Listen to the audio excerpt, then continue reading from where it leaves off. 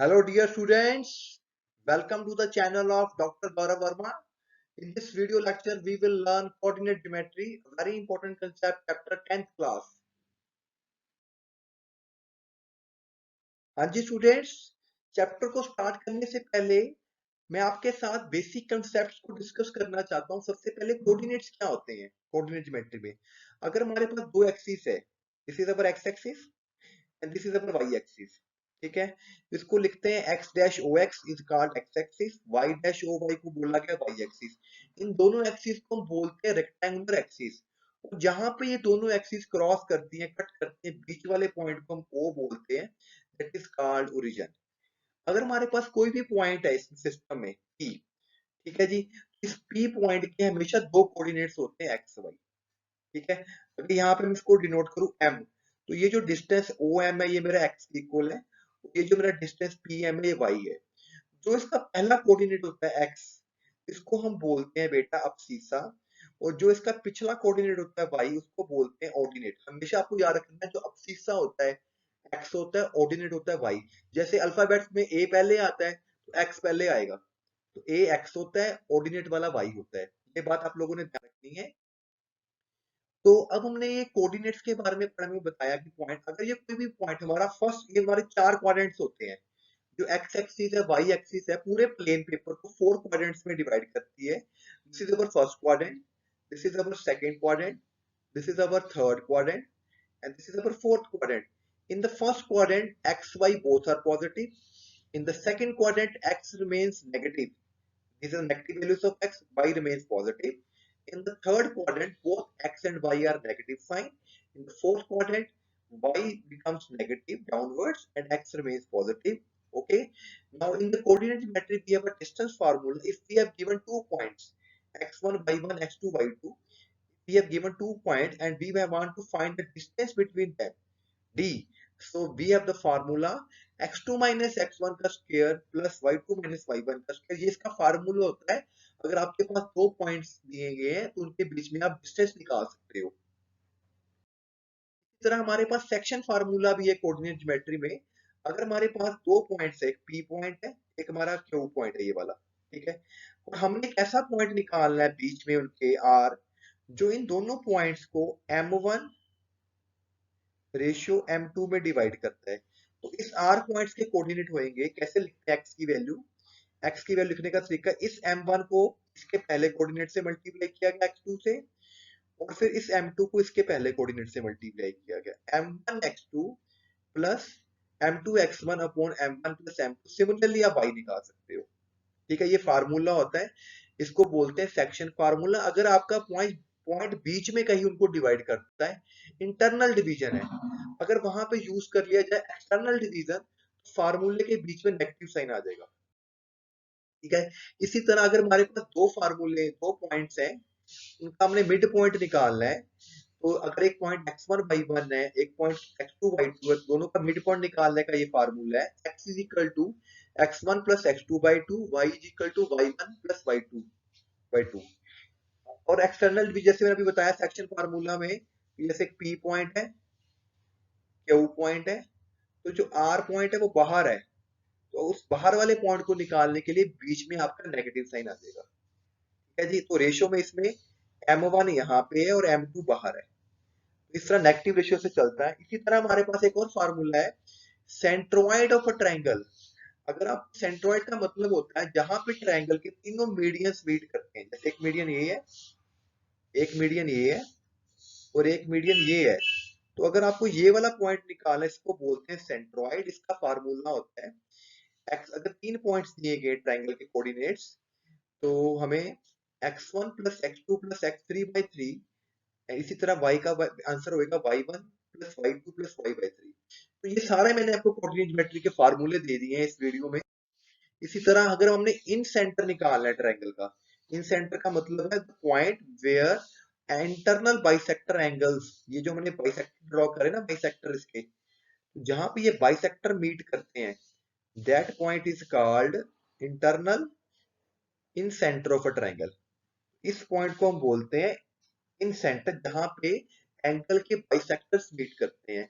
इसका निकालने का क्या तरीका होता है, ऐसे ट्रायंगल दिया गया है, आप इस ट्राइंगल की सभी साइड की लेंथ निकालो, जैसे BC है, कैपिटल ए के सामने इसको स्मॉल ए लिखते हैं, बी के सामने इसको स्मॉल बी लिखते हैं और सी के सामने सी। तो स्मॉल ए का मतलब है लेंथ BC, स्मॉल बी का मतलब है लेंथ CA, स्मॉल सी का मतलब है लेंथ AB। डिस्टेंस निकाल के रख लो। तो ये फार्मूला है आपके पास इन सेंटर निकालने का students. AX1 BX2 CX3 divide by A plus B plus C, x की वैल्यू आ जाएगी इसके। इसी तरह यहाँ से Y निकल जाएगा।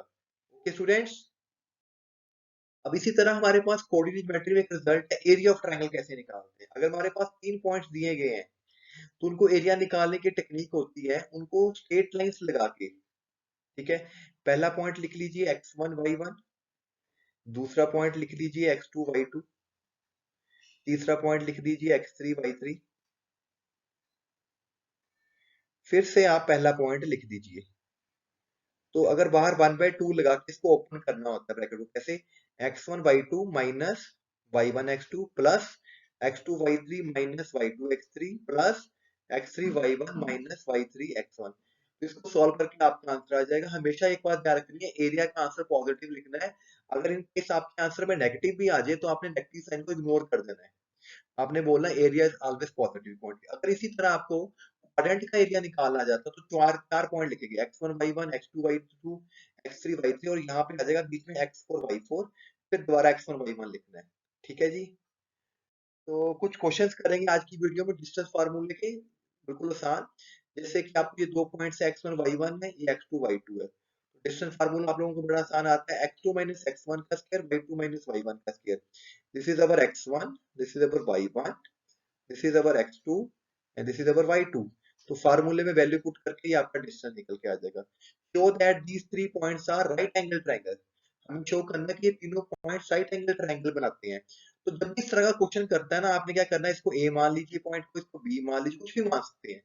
इन सभी का डिस्टेंस निकाल लो, A और B का डिस्टेंस निकाल लो, B और C का डिस्टेंस निकाल लो, A और C का डिस्टेंस निकाल लो। तो देखो यहाँ पे इनको ABC मान के सभी के डिस्टेंस निकाल के उनका स्क्वायर कर लिया गया।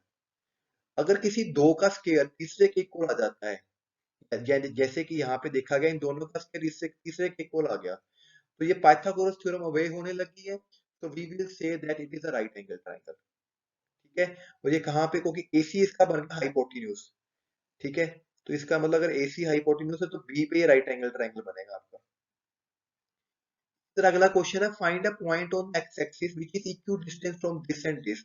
अगर कोई भी पॉइंट वो बोला जाए एक्स एक्सिस पे है तो आपने उस पॉइंट को हमेशा लेना है x, 0, क्योंकि वो एक्स एक्सिस के ऊपर है, वहां पे y 0 होगा। अगर वो क्वेश्चन में बोलता है कि point lies on the y axis, तो आपने बेटा पॉइंट लेना होता है 0, y। ठीक है, तो आपका ये जो पॉइंट एक्स एक्सिस पे वो A और B से इक्वल डिस्टेंस पे है। ठीक है, तो इस अगर पॉइंट को मैं P मान लेता हूँ और उनको A और B मान लेता हूँ, तो P और PB का डिस्टेंस आपने इक्वल कर देना है। जब भी इस तरह के क्वेश्चन होते हैं पहले उसके ऊपर स्केयर लगा दिया करो। स्केयर लगाने से जो आपका डिस्टेंस फार्मूला का अंडर रूट है ना, स्केयर रूट है, वो उसके ऊपर नहीं आएगा, वो कट जाएगा। तो फार्मूला लगाना आता है x2 माइनस x1 का स्क्वायर y2 माइनस y1 का स्क्वायर। P और A में लगाइए फार्मूला और P और B में निकालिए। तो इसको सिंप्लीफाई करके यहाँ से आपके पास x की वैल्यू आ गई है, तो x की जो वैल्यू आ गई इस पे पुट कर दीजिए, तो ये आपका पॉइंट निकल के आ जाएगा। इसी तरह क्वेश्चन है, using distance formula show that points are collinear.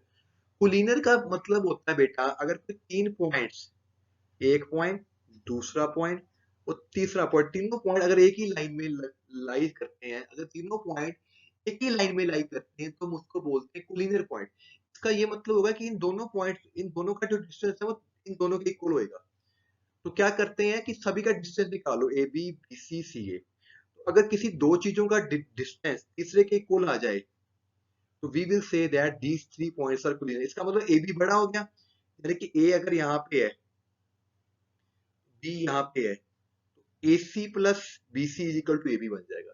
तो तीनों पॉइंट्स एक ही लाइन में रिप्रेजेंट हो रहे हैं, तो उसको बोलेंगे कि पॉइंट्स हमारे कोलिनियर है।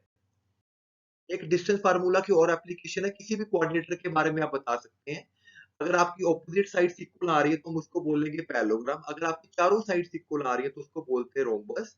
अगर ऑपोजिट साइड इक्वल आ रही है और डायगोनल्स इक्वल आ रहे हैं तो उसको बोलेंगे रेक्टेंगल। अगर डायगोनल्स इक्वल नहीं आते तो वो पैरेललोग्राम हो जाता है। अगर सारी साइड्स इक्वल है और डायगोनल्स भी इक्वल है तो वो स्क्वायर है।